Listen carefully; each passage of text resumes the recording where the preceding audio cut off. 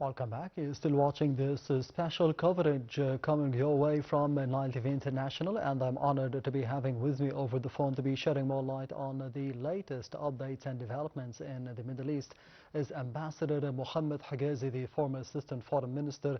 Mr. Ambassador Hegazy, thank you very much for being with us tonight on Nile TV International. My pleasure. The pleasure is all mine. First of all, we have seen the recent statements made by the American President Donald Trump stating that there were no sticking points regarding reaching a deal between the United States and Iran, and that the deal was very close. How would you comment on such a development? Well, we have to be quite cautious. We heard many declarations and contradictory statements, but the overall is showing that we have to build up to reach its outcome. We have to admit that this is an opportune moment where parties have to give up their initial position to a compromising stage where we both can claim success in this very dangerous confrontation. I think the Iranian can claim that the regime has been intact, and the Americans can say that we opened the hormones, and we are also changing the challenges that the Iranian has carried against us for the past years, and maybe once the ceasefire is settled, both in Lebanon and towards Iran, we can move to the diplomatic route and the discussion table and reach an agreement, because as we all know, Ahmed, we are talking about two separate parts. The first is the ceasefire, and the second is the negotiating table, which will all what is required from the U.S. and from Iran. From the part of Iran, the U.S. wants a deal that covers its civilian nuclear program and handover of the enriched uranium. They talk about the long-range missile system, and they need to talk also about the arms of Iran in the region. Meanwhile, the Iranian wants to talk about the sanction regime and the frozen funds, Iranian funds in the American banks. At the same time, they want to talk about a non-aggression agreement. They don't want the war to reignite 6 months. So they need an aggression agreement, and they need some guarantee. Meanwhile, we all know that there is certain progress made in the previous negotiating process between the two parties in Oman and in Geneva. Yes. And I think the American oil companies have been granted permission to work in the Iranian oil sector, and that is a great concession from the part of Iran. At the same time, I think Iranian oil will be accessed again to international markets. And by that, I think everybody can claim success in this very bloody campaign. And I'm sure that Israel also has to understand that a long-term peace is the only guarantor to their security. Resorting to arms has never been a solution. They were in fighting with all its neighbors, with no attain of peace and stability.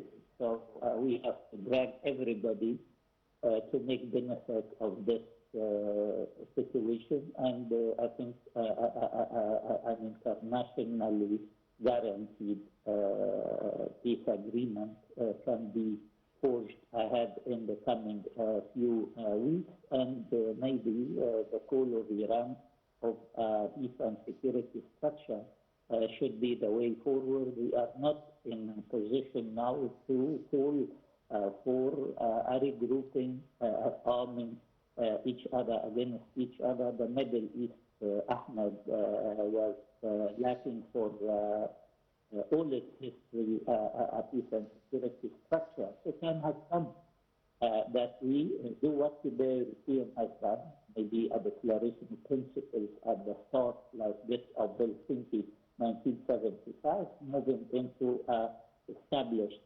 secretariat in one of the capitals, being the Cairo, Riyadh, Malacca, where it will be, but it will act like the European Union, and it will have a Secretary General, a Secretariat, and committees that can cover civilian use of nuclear research. It can have a committee on water issues, a committee on peace and security, a committee on trade and investment, and rules on like what the European has done.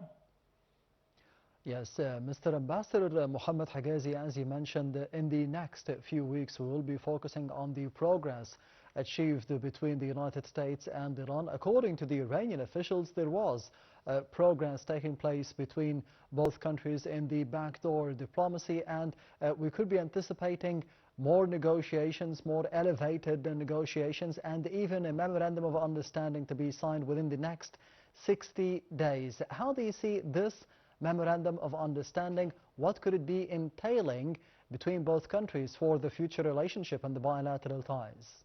I think it is very important. As I said, Ahmed, we have to differentiate between the ceasefire and the peace agreement. The peace agreement is a negotiable process in which each party will put his claims and requirements, and a compromise should be forged ahead between them with the help of regional parties like Egypt, Pakistan, and Turkey, and Saudi Arabia, moving the two parties to this historical agreement. And I think one has to recall here the friendship that existed before between the United States and Iran. I mean, Iran was not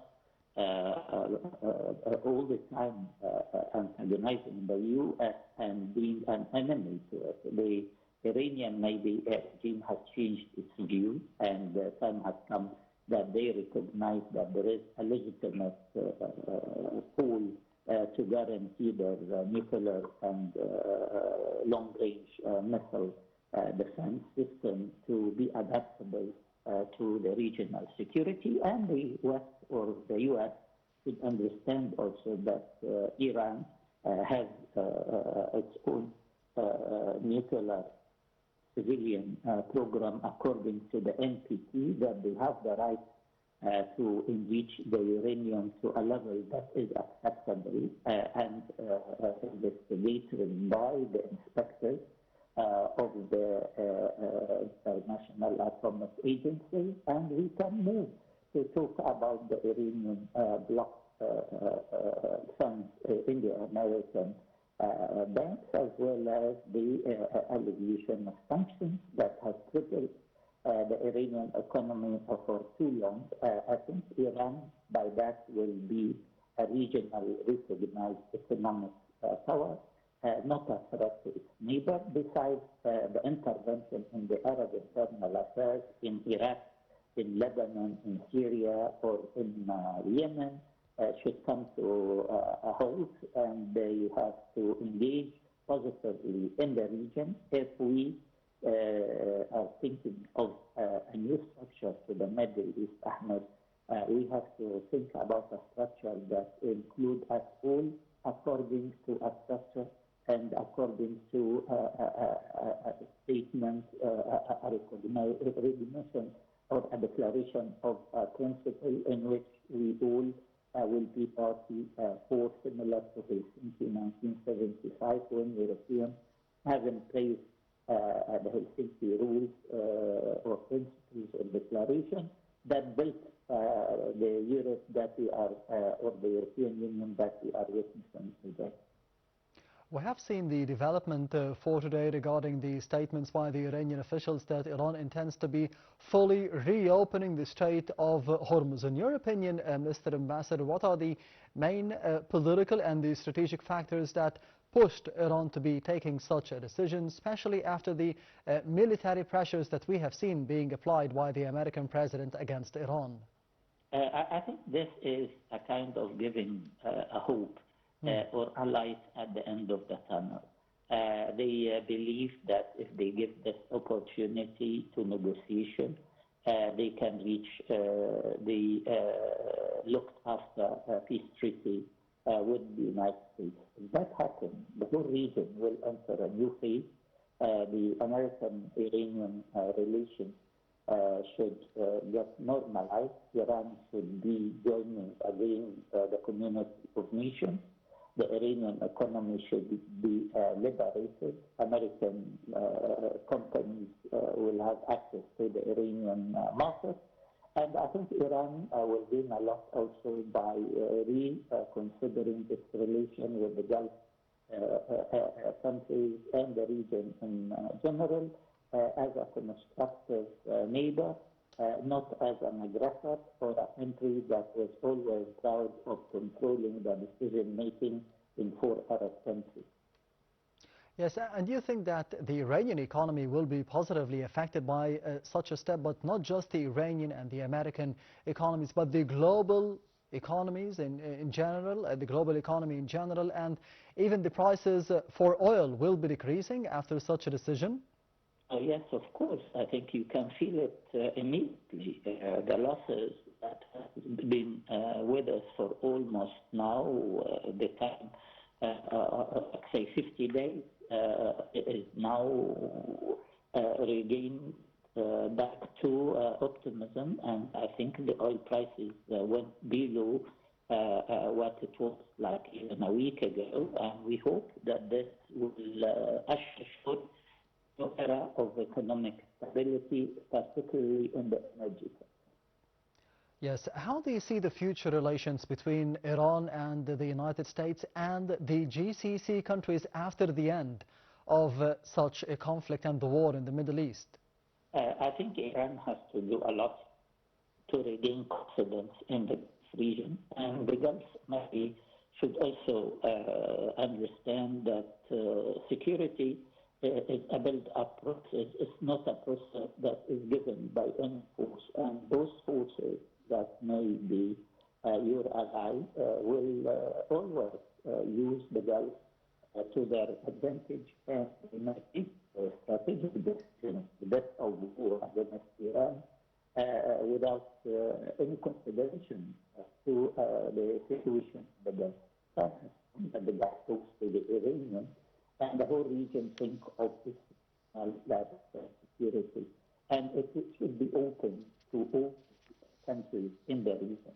It can be open to Iran, it can be here to the good neighborhood and sign the Declaration of Principles. It can be open to Israel if it admits the dependence of the Palestinian state.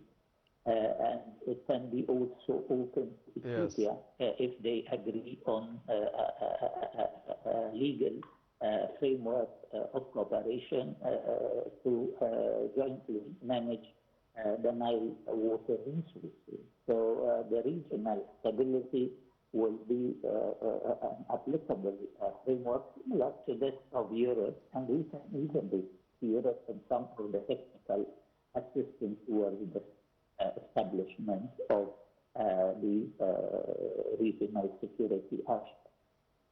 And speaking about the regional security, how do you see the importance of the ongoing negotiations between Lebanon and Israel regarding the peace talks, regarding the proposed ceasefire between Hezbollah and Israel in Lebanon for the benefit of the Lebanese citizen? Because we have seen the statements of the Lebanese President Joseph Aoun stating that it is very important, very crucial to be having those negotiations proceeding between Lebanon and Israel.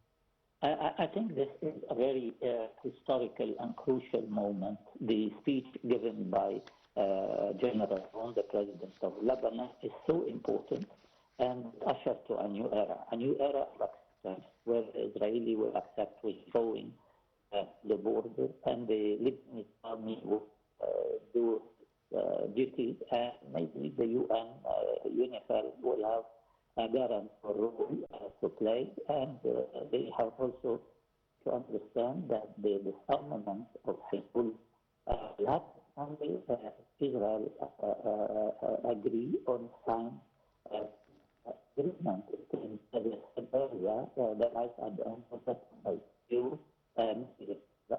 in Ireland, Ireland, and the issue I have again. When the Good Friday Agreement has been signed, so the so the tunnel was there, so the people had government is trusted. What we hope to see in the Lebanon, a 5-5, also a negotiation between the two and Iran. Yes, and finally, Mr. Ambassador Mohammed Hegazy, as we have seen and as you've stated, the importance of the crucial negotiations taking place between Lebanon and Israel. But on the other hand, there was a vow by the Israeli Prime Minister Benjamin Netanyahu to be dismantling Hezbollah. Do you think that he will be reaching this aim, this target, something that Israel in general has aimed for the past decades? Ambassador Mohammed Hegazy, the former Assistant Foreign Minister, thank you very much for being with us tonight on Nile TV International. And this brings us to the end